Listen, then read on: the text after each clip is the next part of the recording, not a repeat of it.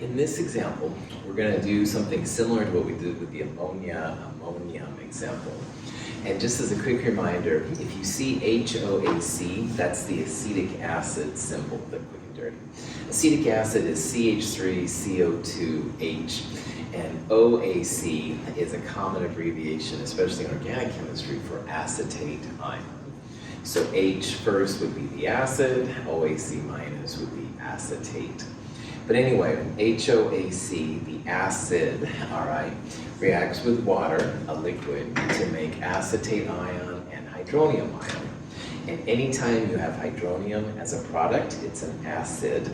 So that's why this has a Ka value you can look up in a table.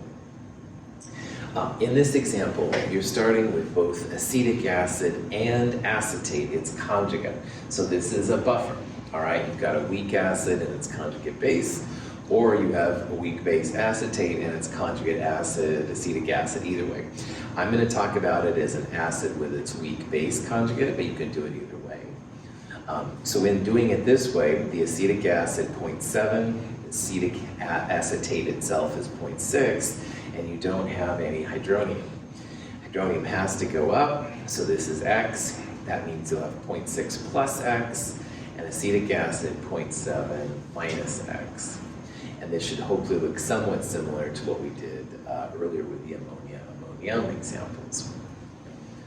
Any questions on what we're doing here? Is that cool? Okay. So at this point, when you have the equilibrium concentrations, this Ka number equals acetate times hydronium divided by acetic acid. And initially, that would be a quadratic formula. But if 100 times K is less than C, and I'll be honest, it's going to be 100% in this chapter, woohoo, so you don't have to worry about it, but anyway, 100 times this number is certainly less than Ca, the acid, or even Cb, the base. And what that means, you can pull the minus X and plus X out, which makes this problem a heck of a lot easier. So in this case then, Ka, 1.8 10 to the minus 5, equals hydronium, which is still X, we don't know what that is, but the base, the conjugate base is 0.6, and the acetic acid is 0.7. So the only thing we don't know here is X, the hydronium.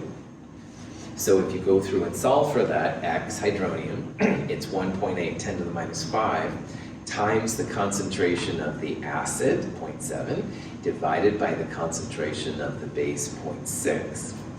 So Ka times acid divided by base, that comes out to be 2.1 times 10 to the minus 5.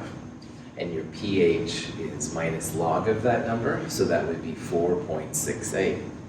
And again, because we're dealing with an acid, Ka, we should have an acidic pH, so that makes sense. So that's the pH of this buffer system. And again, most of the time in these problems, the concentrations will be much larger than the X, the amount that goes away. So you can literally ignore them. And the acid then depends on the Ka, the concentration of the acid, and the concentration of the base. Questions on that?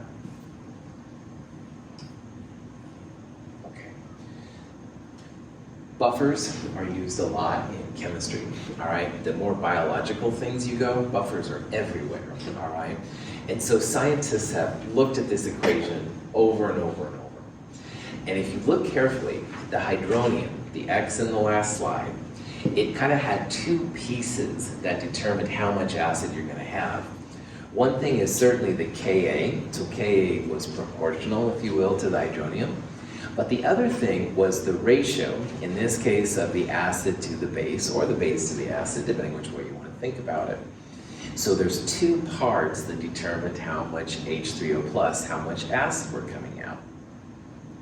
Well, if you rewrite this a little bit, acid, H3O plus, is determined by concentration of acid divided by the concentration of the base times Ka. So again, the Ka is one part that determines how much hydronium there is, but the other part, it's definitely the ratio of the acid to the base, or the base to the acid. Now, if you do the same kind of analysis, but from a base perspective, the hydroxide would be proportional to the Kb, because bases give hydroxide. And when you do the math, if you look back in the ammonia-ammonium example, it would be the concentration of the base divided by the concentration of the conjugate acid. So you could do this from an acid or a base dependence. But the important thing here is that the amount of acid or base, whichever one you're looking at, it depends on your equilibrium constant K, and it definitely depends on the ratio of the base to the acid or the acid to the base. So 2 parts go into determining how much acid or base are in your solution. So 2 scientists, Henderson and Hasselbalch, of the handout I gave you, looked at this long enough and they realized, hey, we can do this a little bit cooler. And so they took this ratio, and we're going to use the acid version, but you can do the same kind of thing for the base if you want to. And they took the negative log of both sides. And I know that seems kind of strange, but here's why they did it. So minus log of hydronium is pH, all right? Now, minus log of all of this, there's cool things you can do with logarithms you can't do with normal things. Minus log of all of this, you can actually separate into 2 terms. So when you log things, and this is a logarithm thing, and I don't know what that means exactly, but you can separate these out. So minus log of Ka becomes pKa, and you can separate that from this part, which is minus log acid over the conjugate base. And again, this is a logarithm thing, and your math instructors are much better equipped to handle by logarithms you can do this with, and you can't do it normally. But anyway, they took minus log of acid and base, and another thing you can do with logs is you can flip denominators and numerators. And when you flip base and acid, acid, base, you change the sign from negative to positive or positive to negative. So if you do that, you end up with this equation right here, which is pH equals pKa plus log base over acid. Conjugate base over weak acid is what it usually is. And this is the Henderson-Hasselbalch equation, the HH equation. And it is super useful for buffers and also those acid and base combinations that we're going to get to, I promise. HH equation makes mincemeat of a lot of the things that would normally take a long time. So instead of going through ice tables and finding POH and stuff like that, this is a one-stop equation to make this happen. And there's a lot you can do with this ratio that you can't do with ice tables. So it's really, really cool. But the HH equation, if nothing else, shows you that the pH of your solution is going to depend on 2 parts. It depends on the Ka of the acid, and it also depends on the ratio of the base to the acid, or the acid to the base, all right? And this is going to be an equation we're going to hit pretty hard in this chapter. There's a lot of cool things you can do with it. And that's what that handout, again, is all about. It's basically telling you how cool all the HH equation kind of things can be. HH works really well if 100 times K is less than C, all right? If you get to the point where 100 times K is not less than C, you should go back to ice tables, quadratics, blah, blah, blah.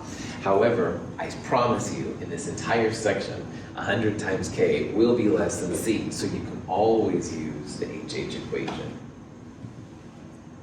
Any questions on that? Okay. Now, pH equals pKa plus log base over acid, all right? Base over acid right now is listed as molarity over molarity, all right? But if you have just one solution that you're adding base and acid to, the volume is going to be the same. So you don't really have to use molarity over molarity. You can use moles over moles. You can use moles of base over moles of acid instead of moles per liter of base over moles per liter of acid. And this is hyper cool too, because sometimes it'll be easier to use moles and sometimes it'll be easier to use molarity. Whatever you do, just be consistent, do the same on the top as you do the bottom, you're gonna be good to go. That also means that if you have a buffer, and buffers depend on the ratio of moles, acid, and base, you can dilute the heck out of it and it should still be the same pH. So diluting a buffer does not change its pH. If you dilute an acid or you dilute a base, you'll definitely affect hydronium hydroxides, you definitely will affect pH. But a buffer, because it's this ratio of acid and base, you actually won't change it. Now, if you add, the Pacific Ocean amount of volume, then yeah, probably things are gonna be weird, but normal laboratory procedures, no effect on pH, and that's kind of a cool thing to know too. So what this means is that when you use HH, you can use moles over moles or molarity over molarity. And again, that's a really cool thing. Ice tables, you have to use molarity over molarity, but not so with the HH. So I'm sometimes known as the HH equation guy on Mount Hood Community College campus, which I know is kind of a nerdy thing to be proud of, but I'm gonna try and prove to you all the uses for this thing that can happen if you use it. So anyway, questions on any of that? All right. Here's a question. Acetic acid has a Ka of this, and minus log of 1.8 times 10 to the minus 5 is 4.74. So again, minus log of Ka is pKa. And it says to prepare a buffer containing acetic acid and the acetate ion, and you have a pH of 5, what's the ratio of base to acid that you should use? Now, this is an equation which is kind of cool. If your base and acid moles are the same, or molarity over molarity, does anybody know off the top of their head what log log of 1 is equal to? 0. Nice job. So if the ratio of base to acid are equal, log of 1 is 0, and pH equals pKa. So if we had equal moles of the acid and base, we would expect the pH to be 4.74. And we'll come back to this in a little bit. So again, if the ratio of base and acid are the same, we would expect the pH, in this case, to equal pKa, be about 4.74. But we want a pH of 5. Now, is 5 more basic or acidic than 4.74? More basic, that's right. More basic means we need to add more base, all right? That's what that means. The base is the acetate ion. This is the acid. So the ratio of base to acid, we should have a bigger ratio of base to acid. Now, it's not a very big jump, all right? 4.74 to 5 is not that big. So I would feel comfortable saying it was probably answer B. All right, and I actually went through and calculated all the things because yes, I like the HH equation. And you can actually figure out that yeah, if you want a pH of 5 and your pKa is 4.74, you can actually figure out what this X is, what the ratio of base to acid is going to be. And it does come out to be a 1.8 to 1 ratio. But the important thing for you right now is that we wanted a more basic pH than the pKa was. So if we want to go more basic, you want to add more base relative to the acid. If we would have had a pH of 4.5, more acidic, we would have added more acid relative to the base in order to make this happen. So you can make these kind of suggestions just based on the nature of the chemical species. Any questions on that? So this is a problem where we're going to see what the pH is when we add a single milliliter. Now again, a milliliter is like the tip of your pinky amount. It's a very small amount of volume. A milliliter of 1 molar HCl, we're going to add it to a liter of pure water, and then we're going to add it to a liter of a buffer. And we're going to use the example we used earlier with the 0.7 molar acetic acid and the 0.6 molar acetate ion. And if you remember, that pH was 4.68 when we calculated it. So we're going to see here what the effect of adding HCl to pure water versus our buffer is. So in the pure water example, all right, what we need to do is we need to first of all figure out the concentration of the HCl when it's in the 1 liter of water. And this is a pH of a strong acid, by the way, is just minus log the concentration of the acid. So if we know what this is, we can figure out the pH. Now we don't want to use 1 molar because 1 molar is like from the bottle. We need to figure out what the concentration is in the liter of pure water. And just like we did in the equilibrium constant lab, we're going to use like M1V1 equals M2V2. M2 is what we're after. That's going to be the concentration of the HCl in our solution. M1 is like the concentration from the bottle, which is 1.00. Now for V, you can use milliliters or liters, just be consistent. Excuse me. We took 1 milliliter from the bottle, so if you use milliliters, that would be 1 milliliter right there. V2 is the total volume. So 1 liter is 1,000 milliliters. 1,000 plus 1, we would have 1,001 for our final volume.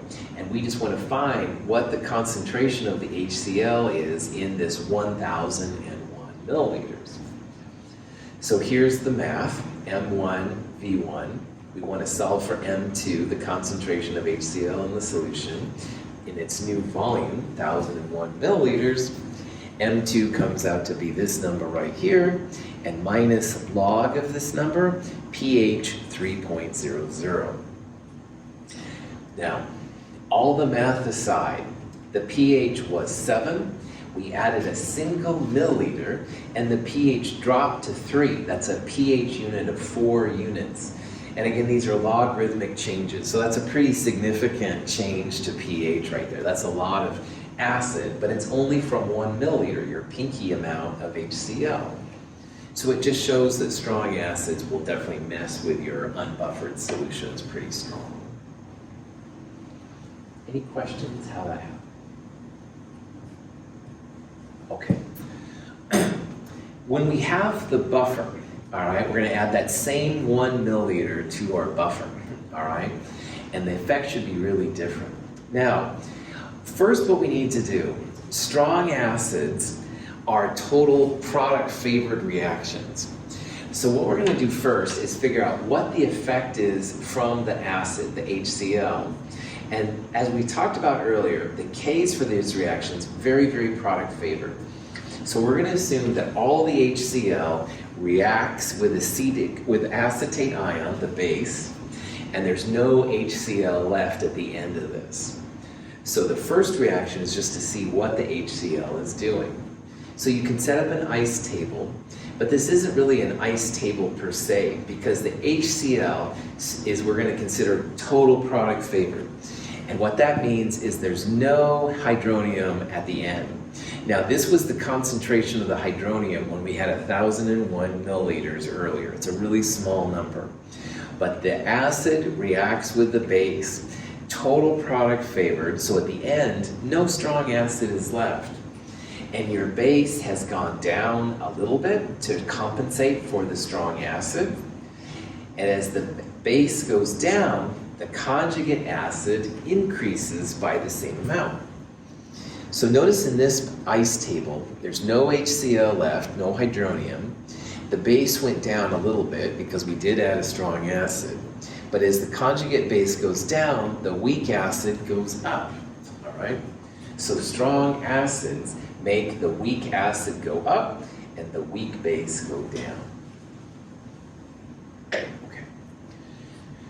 These two numbers are going to be used on the second page, because what we should really do here is find the pH for our new buffer solution, all right?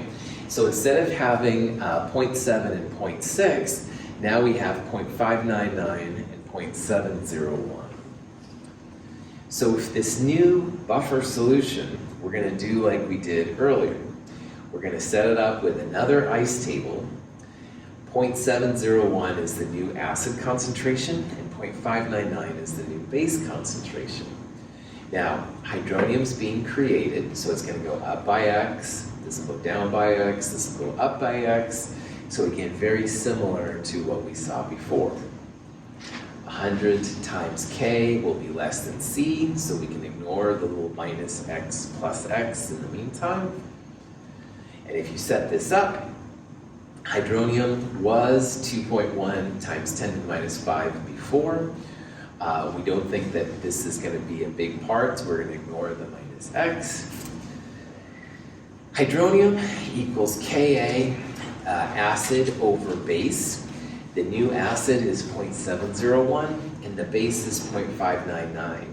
So if you solve for hydronium, whoa, 2.1 times 10 to the minus 5. Now, why I'm having a spaz about that is not because I'm insane, but that's possible. The reason I'm saying that is because before the HCl was added, the hydronium was 2.1 times 10 to the minus 5. And after this small amount of acid has been added, what this number says, the hydronium has not changed, all right, by any kind of significant figure. Our pH has not altered upon adding a milliliter of acid to the buffer. When we added the milliliter to the buffer, the pH went down to 3. It was a huge jump, all right? But adding a milliliter to the buffer didn't have any effect whatsoever. So this is just like the math way of saying that if you add a strong acid or a strong base to a buffer, those buffers are pretty good about resisting huge changes to pH. And in this case, even though there was a huge change for water, no change to pH upon adding it to the buffer. Okay. Now, process we just went through is what I'll sometimes refer to as double ice. And double ice means the first ice table, you just want to see what the effect is upon adding a strong acid or strong base to a buffer. So you have new numbers. And in the second ice table, we found these kind of numbers to find hydronium and pH. And double ice is totally something you can do. It's just a drag. So I'm going to push an alternate form of the Henderson-Hasselbalch equation. And in your handout, you can read more about where this crazy thing comes from.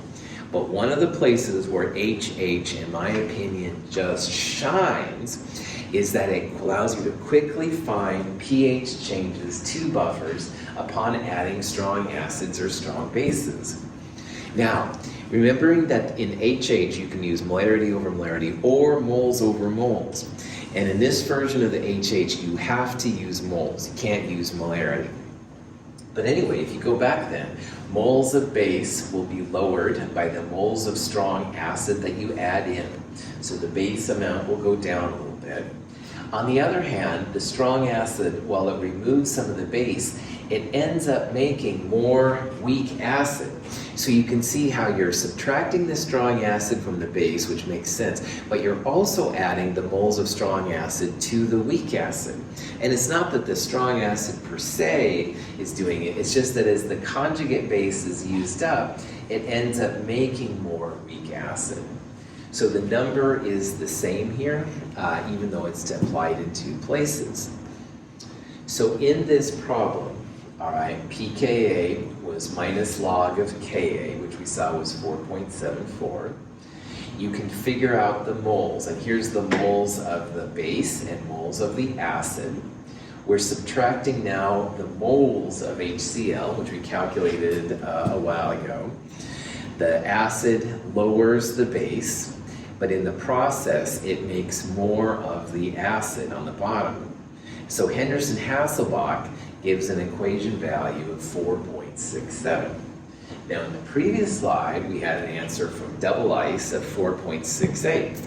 And chemists usually think this is an acceptable range of plus or minus uncertainty to justify using HH. Using this equation takes a lot less time than it does to do double ice. But again, if you wish to do double ice, that's fine too. Your answer should be pretty similar. So in a nutshell, I highly recommend, all right, that if you're adding a strong acid to a buffer, use this equation, man. You don't have to go through double ice and stuff like that. And again, it is a heck of a lot easier, man. And again, this equation is in that handout, so you can check it out. All right. This slide just shows the two versions. There's a version for strong acid being added to the buffer, and there's a version for strong base being added to the buffer. If you think about this, it kind of makes sense. The strong acid will lower the base, but in the process it ends up adding to the weak acid. A strong base, if you add it to a buffer, it's going to lower your weak acid, so you can see how the negative now is in the bottom here. But in the process, the moles of strong base will actually add to the conjugate base. So the base will make more base, even though it's weak overall, while lowering the acid. And these are pretty useful, all right? Because a lot of times when you have a buffer, you need to figure out the effect of pH on things. And man, this works really well. Just make sure that you use moles. pKa is minus log of Ka. There is a version of HH, which is POH equals PKB plus stuff, but it's rare, and as we'll see, you can always use the HH version for your buffer system. Any questions? Okay. So here's a question you might see. We're adding a small amount of strong base to a buffer, all right? Base, all right? Now, first of all, if you add a base, will your pH go up or down? Up, that's right. Bases always make pH go up, acids make it go down. And it might be 0.0000001 pH units or something crazy, but it will have that effect. Bases make it go up, acids make it go down. So it's going to have an increased pH. But the question is, why are we seeing an increased pH? Is it due to the strong base, or is it the weak base of the buffer? And when it comes to buffers, the strong base is attacked by the weak acid in the buffer, and the strong base is wiped out. But in the process, the weak acid makes more of the weak base. So when you see an increased pH, it's not from the strong base in this case, it's from more conjugate base, more of that weak base action. So you see definitely you see an increase in pH, but it's not what you would expect from, say, a strong base. Strong bases will just rock the equation, and these guys are more mellow. So the reason you see an increase in pH, it's not really from the strong base, it's from the conjugate base in your buffer, all right? And it's a more subtle kind of effect. Any questions?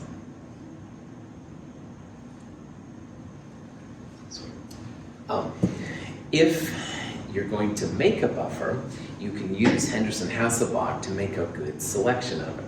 Oh, and here's pictures of Henderson-Hasselbalch. They look very official with their beard and mustache. But anyway, let's say that we wanted to make a buffer, and we wanted it to have a pH of 4.3, all right? So for our system, this was a good buffer system. Now, hydronium would be 10 to the power of minus pH. So 10 to the minus 4.30, and your calculator comes out to be 5.0 times 10 to the minus 5. Well, if you go to the stockroom, there's a good stockroom has a ton of chemicals. But what we want is, because pH equals pKa plus log base over acid, then we want our pH to be about equal to our pKa, or we want our hydronium, this number, to be about equal to our Ka. Because you would like to start your buffer at somewhat close to what you're looking for. So if we're looking for a 4.30 buffer, then we want our pKa to be about 4.30. And in a good lab, you'll have a list of pKa, so you can pick a good one. Or if you just have Ka values, like our table of acids and bases we've been using, 10 to the minus pH will tell you approximately what the Ka should be. So because the hydronium is 5 times 10 to the minus 5, then ideally we'd like a Ka about 10 to the minus 5. So when making a buffer, you ideally want to pick pH close to pKa and or hydronium close to Ka.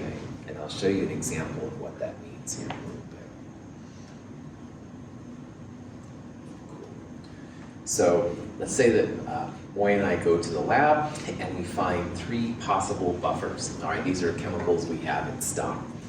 Now, the buffers, remember, have to have a weak acid and its conjugate base, or a weak base and its conjugate acid.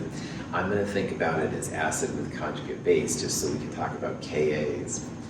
But anyway, our 3 possible choices, hydrogen sulfate and sulfate ion, here's a pKa, acetic acid and acetate, or hydrocyanic acid and cyanide. And these are all buffer systems. They're all weak acids with their conjugates. Here's the Kas from our table. Here's the pKas. So if we want to have a buffer that's 4.30, you want to pick the pKa which is closest to that. If you don't have a table of pKas, then you can find hydronium from your pH and pick a Ka which is close to your hydronium. So hopefully you can see then that the best choice is definitely going to be the acetic acid acetate. If the moles of acid and base are equal, pH and pKa will be the same. So if the moles of acid and base are equal, 4.74 would be our pH. Now we want a more acidic pH than 4.74. So what we would do is we would add more acid, acetic acid, relative to base to get it more acidic.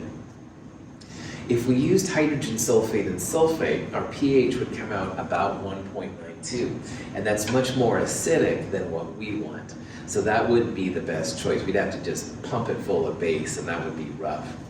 On the other hand, if we used hydrocyanic acid and cyanide, the pH would come out to be 9.4, which is much more basic than what we're looking for. So again, you want to pick the one which is kind of closest to what you're looking for, and from there you can adjust the situation. Any questions? In organic chemistry, there's lots of weak acids and weak bases, and a lot of times they'll list like just the pKa.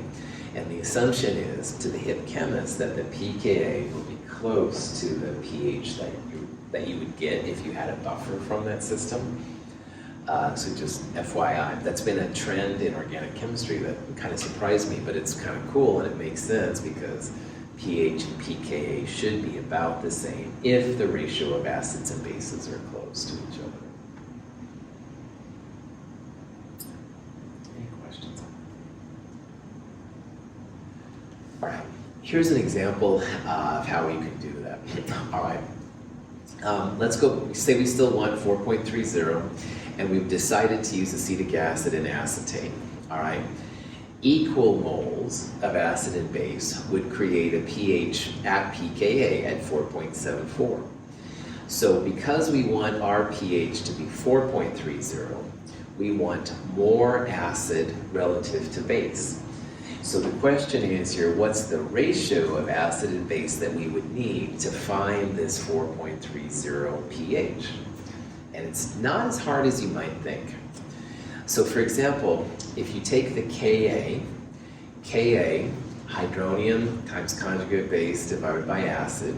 So for acetic acid, that would be hydronium times acetate over acetic acid. And if you rearrange for the hydronium, that equals the Ka times base over acid, and this is the hydronium from the pH. So if you rearrange for HOAC over AC, it's 5.0 times 10 to the minus 5 divided by the Ka. Hydronium divided by Ka would be 2.1 divided by 1, or a ratio of 2.8. And 2.8 to 1 is the ratio of acetic acid to acetate. And because this is a positive number, or number greater than 1, excuse me, that means you're going to have more acid relative to base. So if we had 1 mole of base, we put in 2.8 moles of acetic acid. If we had 0.1 moles of acetic acid, we'd have 2.28 moles of acid. Any questions? So whatever amount of base you have, multiply the moles by 2.8 to get the amount of acid. So in this problem, all right, we've got this 2.8 to 1 ratio. And let's say we have 0.10 moles of acetic acid in our solution. No problem. Then 0.1 times 2.8 would give 0.28 moles. And this should give then a pH of 4.30. So you can go through, this is another way, this is using Henderson-Hasselbalch, the same kind of problem. pH, pKa, log base over acid, pH 4.3, pKa 4.74, subtract 4.74 from both sides, and you get minus 0.44. And to get rid of the logarithm, 10 to the power of gets rid of that log, 10 to the minus 0.44 comes out to be excuse me, I did 10 to the power of both sides, I'm sorry. And that 10 to the 4.74 comes out to be 0.36, and you get it around, the ratio comes out to be 2.8. Sorry about that. Any questions?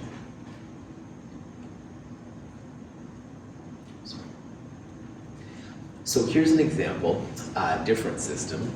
Now this one has sodium hydrogen carbonate and sodium carbonate.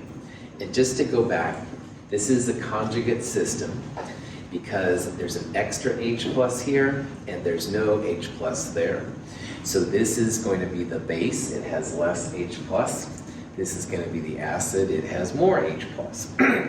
So if we wrote this out as a Ka, the acid reacts with water, it makes hydronium and the conjugate base. Now these are the actual gram amounts. And the question is here, what would be the pH of this system?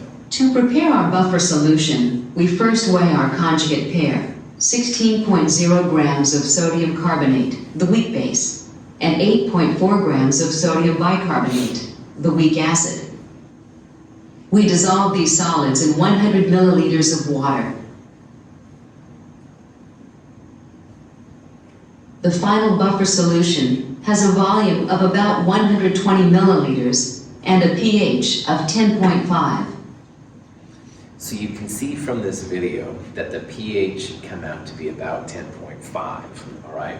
I totally recommend that you try this problem yourself, all right?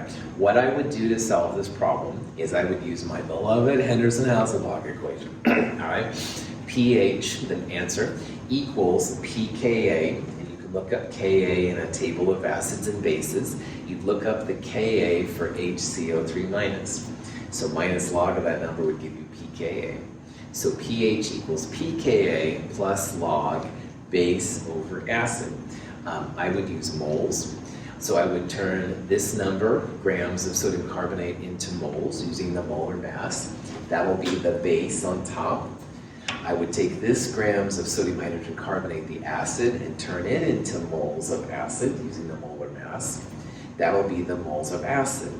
So pH equals pKa, which you can calculate, plus log base over acid. So moles of sodium carbonate divided by moles of the acid, you should get 10.50. If you try this and you don't get 10.50, email me. Talk to me. All right, we'll make sure we figure this out. But the HH equation should make quick work of this kind of problem. So, any questions? Okay, so now that we've talked about buffers, we're ready to go back to what we started with this whole section on. And the goal is just for you to be able to find the pH of any combination of acid and base together, all right? Now, Juliana already pointed out, which I'm glad she did, that we're not going to talk so much about weak acids and weak bases together. You can make predictions based on K. And we're not doing it because we can't do it, because yes, you can. It's just kind of a pain. But we're also doing it because it's very rare. All right, most of the time in the real world, you'll have a weak acid with a strong base, a weak base with a strong acid, or a strong acid and strong base together. Those are the kind of things that dominate the chemical industry in this section. So what we're going to look at in this section is how to find the pH for 4 different types of combinations. And this stands for strong acid plus strong base. The second one is strong base plus strong acid, and there is a difference. We'll talk about that here in a little bit. The third type is weak acid plus strong base. And the fourth part is weak base plus strong acid. Now, this symbolism is kind of important. The ordering is important. What's listed first is what you start with in the pot before you add anything from the burette. So in an SA plus SB, that means you're starting with a strong acid. And the part that's listed second is the part in the burette. So in this first example, we'd start with an acid and we'd slowly add in strong base. So our pH would start acidic because it's a strong acid, and it would get more basic as we added the base to it. The second one here, we're starting with a strong base. So our base would be basic. And we're slowly adding in an acid, so the pH would become more and more acidic over time, all right? So here we're starting with an acid, we're slowly adding a base. Here we're starting with a strong base, and we're slowly adding a strong acid. Now, the third kind is when we have a weak acid, and you're slowly adding a strong base to it. So this one will also start acidic and get more basic. It's just that we have a weak system instead of a strong system. And the last one here, we're starting with a weak base and we're slowly adding a strong acid to it. So this one will start basic and get more acidic as you start adding it from the burette. Now, the equivalence point of these points is where the moles of what you start with equal the moles of what you're adding. And if you have a strong acid plus strong base, we're going to see that the equivalence point always equal to 7, all right? In a pure world, if your water is pure, no acid and base, equivalence point will be 7, or very, very close to it. So notice that for both of the first two, the point where the moles are equal, pH should be about 7. On the other hand, if you have a weak acid that you're starting with and you start adding base to it, all right, we've seen how the strong base reacts like crazy with a weak acid, but in the process, the conjugate base of the weak acid is formed. So when the moles of strong base and weak acid are equal, they've wiped each other out, but you have the conjugate base of the weak acid to deal with. And because it's a base, your pH will be basic. So if you look at a titration, at that steep part of the titration, and the pH is greater than 7, that probably means that you started with a weak acid. And we'll see this here in a little bit. And conversely, if you're starting with a weak base, the strong acid goes crazy on it. But in the process, the weak base is turned into a conjugate acid. So at equivalence in this part, you're going to see a pH which is less than 7 because the conjugate acid of the base is acting up. So if you don't know if you have a strong acid or a weak acid to start with, look at the equivalence point, all right? Because strong acids with strong bases will give you pH of 7 at equivalence. Weak acids plus strong base, your equivalence point should be greater than 7. It should be a basic equivalence. And you can do the same kind of thing here with the acids if you don't know what you've got. Okay. all of these titrations, we're going to separate them into regions, all right? And we'll talk about the effect of the pH on each region, all right? Strong acids with strong bases are pretty chill with each other, pretty simple. When it comes to the weak acids and weak bases, we will use buffers, and we'll talk about those in the HH equation. We'll come to the rescue, big surprise, and stuff like that.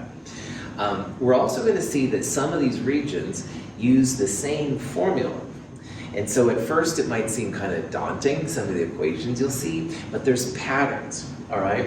And a lot of these equations will repeat in different regions, so it's not as bad as you hopefully might think it is. The lab this week, the titration calculations lab, is all about practicing how this stuff works. So in the lab this week, we're totally going to knock some of these things down. This is, again, our one paper lab this quarter, all right? It's all about doing the calculations for the different pHs and seeing what's going on. Any questions on these? Okay. As we go through these examples, here's just some kind of hints to make this a little easier. Remember that strong acids and strong bases, we assume there's no equilibrium, they just annihilate whatever is around them. They're hunter-killers, destroy or be destroyed. That's kind of how they work. So if you have a strong acid or a strong base, it'll wipe out its opposite around, and either you'll have it left or you'll have something else. But there's no equilibrium, there's no going back and forth and stuff like that. There's a total product favorite case, the single arrow, not the double-sided arrow. However, the weak acids and bases, they will produce their conjugates. So strong acids might come in and just wipe out a weak base, but in the process, the weak base has created its conjugate acid. And those conjugates can have effects on the pH, which is really kind of trippy. Like I used to think, oh yeah, strong acids and strong bases dominate. But man, that weak acid, weak base conjugate thing kicks in. Anyway, I'm getting too excited. Ka and Kb, all right? In the best world, you'd have a value of Ka or Kb. But let's say that Jonah is scuba diving in the Caribbean, finds some new sea urchin, and gets some kind of random acid from the sea urchin. Well, no one's ever looked at this urchin acid before. You can actually find Ka and Kb values from a titration. Now remember, in the determination equilibrium constant lab, we had to go through absorbance and ice tables and blah, blah, blah to find Ks. Titrations are a really nice way to find Kas and Kbs from the graph. So Kas and Kbs, you can find them from graphs. We'll talk about half equivalence when we get to those sections. Excuse me. Ka times Kb equals Kw. So we're going to assume that all of our solutions are at 25 degrees Celsius. If you ever work in a medical field and you're trying to find acids and bases, your Kw value might be a little different. Excuse me. Okay, all right. Your Kw value might be a little bit different, so some of these equations may or may not work quite as well, so just FYI, my apologies if you do end up doing that kind of stuff. pKa and pKb, you can find from Ka and Kb. Remember, pKa minus log Ka, pKb minus log Kb. pK plus pKb equals 14, just like pH plus pOH equals 14. This is important. You kind of need to know the initial concentration and volume of the titrant. That's the stuff you're adding from the burette. And almost always, all right, somebody in the lab or you yourself have prepared what goes in the burette. And if you do, you'll know the molarity. And remember, big M is moles per liter. And if you add, say, 3 milliliters, well, that's the volume. And milliliters, you can turn into liters. And liters times moles per liter, the liters will cancel, and you'll have the moles. So we're going to do a lot of volume times molarity equals moles kind of calculation. Remember that there's 1,000 milliliters per liter, that kind of stuff. Any questions? When a molecule of hydrogen chloride and a water molecule encounter each other, they react to form a hydronium ion, H3O+, and a chloride ion. When sodium hydroxide enters the solution, It splits into sodium and hydroxide ions. The hydroxide ion and the hydronium ion react readily with each other to form two molecules of water. Sodium and chloride ions are left in solution. So this is an example of a strong acid plus strong base titration, all right? And notice here the pH is the y-axis, and the volume of what you're adding, which in this case is a strong base, is on the x-axis. So our pH starts out very acidic because it's a strong acid. And as you add the NaOH, or whatever base you're adding here, you can see how the pH becomes more basic, all right? It's rising and stuff like that. So like most of these reactions, what's gonna happen is this one here kind of looks like an S, and you kind of look visually for the steepest part of the S curve. And the middle part right there, that's the equivalence point. Now, for a strong acid plus strong base, equivalence should be very close to 7. And if you kind of extrapolate over here, that's the 7 right there. So equivalence is just where the moles of what you started with equal the moles of what you're adding. So we started with the strong acid, NSA, not the NSA of the government, by the way. NSA equals NSB, moles of strong base. That's what the equivalence point is all about. The initial point is the very beginning point, and it's where you've added 0 milliliters of the titrant of the strong base. So the initial point is only determined by the strong acid, by what you're starting with. And then without a lot of creativity, you can see that anything before the equivalence but after initial is called pre-equivalence. And anything past the equivalence is called post-equivalence. The pre-equivalence region, you're going to have more moles of strong acid than you have strong base here.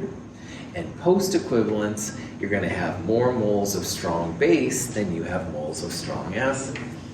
So in the pre-equivalence region, the pH will be dominated by the strong acid, just like it was initially. In the post-equivalence, the pH will be dominated by the strong base. So initial equivalence you can find right away. Pre-equivalence is anything before equivalence, except initial. Post-equivalence, anything after.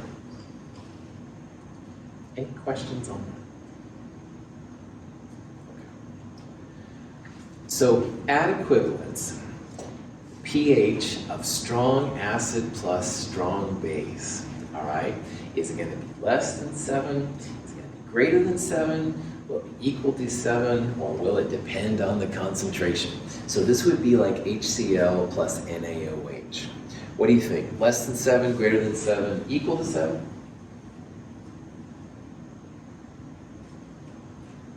Equal. Well done.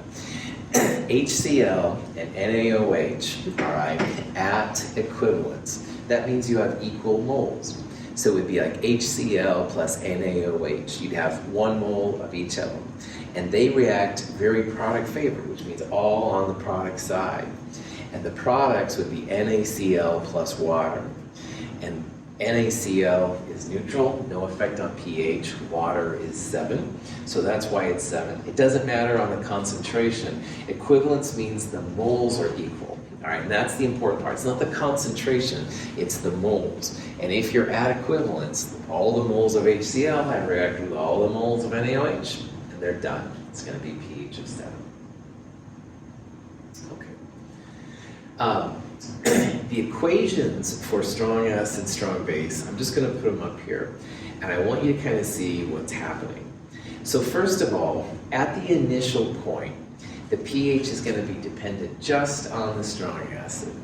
So you could write pH equals minus log concentration of the strong acid, but I've written it here as NSA over VSA. Moles is N, V is volume in liters.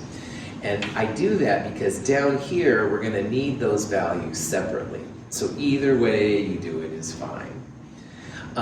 At the pre-equivalence, like I said, moles of strong acid are going to be greater than moles of strong base. So the goal in the pre-equivalence is just to see how many moles of strong acid you do have in excess. So it's moles of strong acid minus moles of strong base. And that'll give you a non-zero, non-negative number. And that moles divided by total volume, VSA plus VSB, is going to be your concentration. And minus log of that will give you the value. Now, at equivalence, pH is just 7. There's no calculations or anything. It's just equal to 7. So that's no big deal. But in the post-equivalence, now the base is greater than the acid. And if you remember from the strong base, it's always 14 plus log hydroxide. Well, we need to figure out how many moles of strong base are in excess. So NSB minus NSA here will give you a positive number in the post-equivalence region. And that number, whatever moles are left over, divided by the total volume is what you want to use for hydroxide. So pH 14 plus log hydroxide is basically what you're going to end up with. Okay. Any questions? All right, let's take a break. It's about 10:56, 11:01 or so. We'll start up again. We'll do an example of how to use these calculations. And I'm really hoping you see they're not quite as crazy as they might.